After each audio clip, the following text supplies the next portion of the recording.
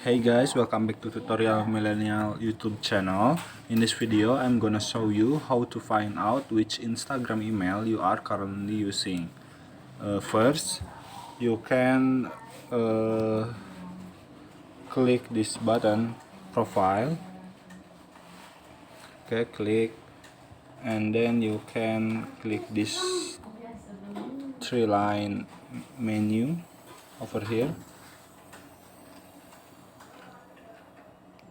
After that, you can select the settings, click settings and click account, okay, and then you can click personal information, and here we go, you can see your email are currently using.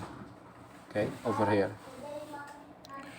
Okay, that's the tutorial how to find out which Instagram email you are currently using.